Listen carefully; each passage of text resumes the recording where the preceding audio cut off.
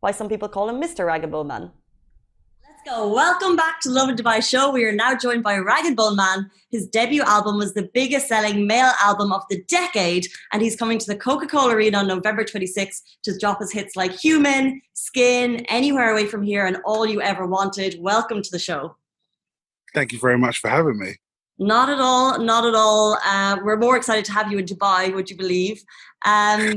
But how do I introduce you? Do I call you Rag and Bone Man? It came up as Rory's iPhone, so can I call you Rory? Yeah, sure. Rory's good. That's good. What do your fans call you when you get DMs? Some say Mr. Rag and Bone Man. some say my proper name. It's slightly weird when people say hi, Rag and Bone Man, because it's slightly strange. Do you like having that separate dimension? So it's like that could be. Is that your alter ego? When you go on stage, you're Rag and Bone Man, and when you're at home, you're someone totally different. You're Rory. Yeah, that's sort of kind of the reason I came up with it in the first place, because I like to separate the two worlds a bit, and especially now I've got a family and stuff, and when I'm at home, I'm just Dad or Rory, and it's like I can separate the two worlds. It's nice to have that degree of separation. Yeah. Well, speaking of two worlds, 5 years ago, you obviously released what became a huge, humongous hit, 1.3 billion views on YouTube. Catastrophic, really. But before that, obviously, music has been part of your life for so long. Before Human came along, what was your proudest musical moment to date then? Well, I mean, I kind of had like very different stepping stones at different points in my career. And for me, they were always about playing like certain venues. I would feel like I'd made it to a certain point if I played a certain venue. And there was always the venues in Brighton that I really loved were like, there's a venue called Concord 2, which is like very much like a rock and roll venue that everybody wants to play at a certain point in their career. So it's like 600, 700 people. But I felt like I'd really made it when I played that venue. And then fast forward a couple of years, and I think Great Escape Festival 2016, I want to say. Yeah. I played the Chord Exchange in Brighton, the Brighton Dome, which is like a beautiful, beautiful theatre arena, an old school theatre.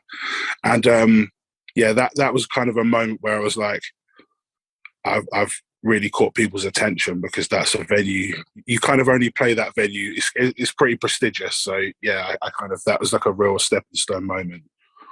Can you remember the first time you went out and like people recognized your music for Rag and Bone Man? I kind of remember like getting phone calls from friends of mine in different countries, and that was the moment I kind of knew that people really knew about my music, was when I had one of my friends from school that moved all the way to Australia and lived in Melbourne at the time, and called me and said, dude, like I'm working on a building site and all day long playing your music on the radio. Okay. Which was very cool to me, because, coming from like a kind of musical scene down here in Sussex that was very like central to sort of Brighton and maybe London as well, but making it out to somewhere like Australia was pretty cool to me. What's the pressure like after creating something like Human on your second album? So we're talking about Life by Misadventure. Pressure and timelines, and tell us the process that went into it. I think from an outside perspective, it took quite a long time, which it did. I guess 4 years in between albums is quite a long time. But because, amazingly, the first record was so successful, it meant that we were touring it for like 3 years. We went everywhere in the world, which is amazing. But then I'm not someone who can start on a new project whilst I'm still kind of touring the world. It doesn't really work for me. So I had to finish that and then draw like a very certain line between that album and this new project. And it just took me a bit of time to realize what kind of album I wanted to make, and just get back into the kind of realm of writing songs and feeling like I could be creative again. So yeah, I just took my time with it, and I'm glad I did, because it meant that the two records sound vastly different.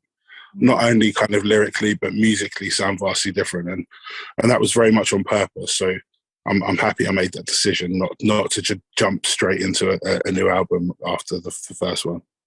Do you have pressure from labels on timelines, and also do you have pressure on labels based on the sound and genre of your music?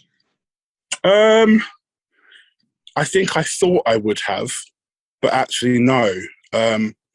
I kind of, even though I am signed to a major label, I've always been very independent with the making of my records, you know, and what sound I wanted to achieve.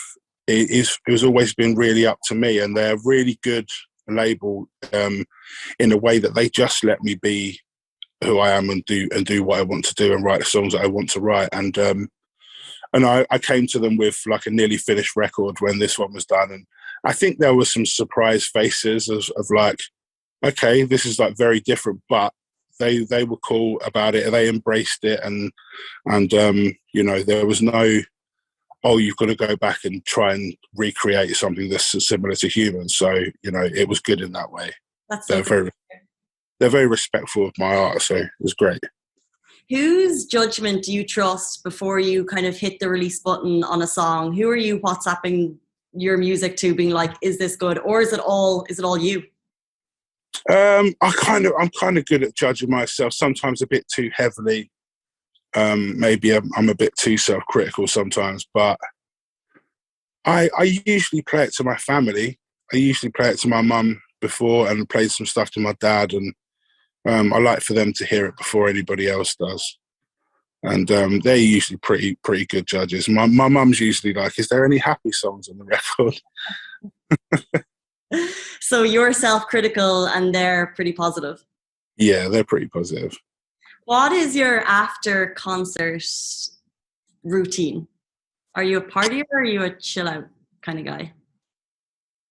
I always need like an hour to myself after the show, because I get too hyped up, and I need to have a little come down space. So I usually just go back to my dressing room for at least half an hour, maybe an hour, to just chill, and maybe like I'll just have like maybe a gin and tonic after the show and chill for a little while before anybody comes in.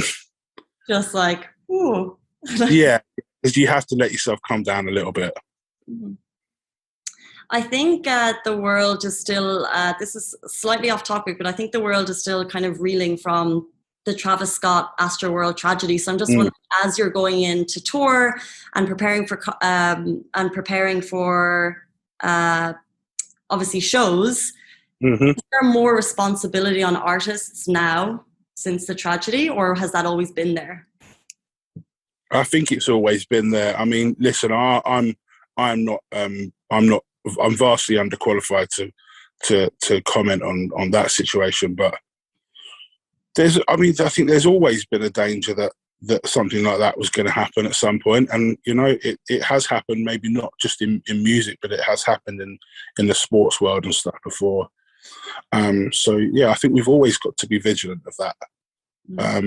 But I think, you know, sometimes it comes down to how crazy popular someone is. Like someone like Travis Scott has got such a huge fan base that that, you know, the just the sheer amount of fans was always going to cause a problem, and it's such a tragedy that it came to that for people to realise, you know. But yeah, of course we're responsible as artists, though, to keep a check, for sure. I mentioned a minute ago, what's your kind of after show routine? And obviously you're coming to Dubai, which you may or may not know, it's basically a playground for adults. Do you have plans outside of however you want to take that, do you have plans outside of your concert for stuff to do while you're here? I think some of the band are trying to get me to do a skydive, and I was like, I'm not sure about that. Oh, you should do it. I'm just going to stay quiet until it's over. But I think I don't know. I'm bringing my missus out. We're going to go. We've already had our eye on a couple of like restaurants. It was like an underwater restaurant we want to go to, and I think there's been talk of some sort of like quad biking, dune buggy thing that could be quite fun. It's all fun, and if your wife is into spas, I'll tell her there's a lot of salons that she should definitely check out. Okay. They're very, very nice. There's Turkish hammam, Yeah. just like experiences that are just nicer than elsewhere. Okay. I'd recommend. Look it up. Okay, look, we really appreciate your time. Thank you so much. Thank you.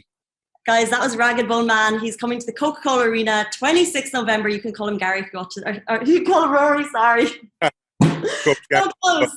You can call him Rory if you watch this show. November 26th, Coca-Cola Arena. Tickets on sale now. Do not miss it. It is going to be whopper. Again, thank you so much. We really appreciate it. Thank you. Bless you. Have a good day.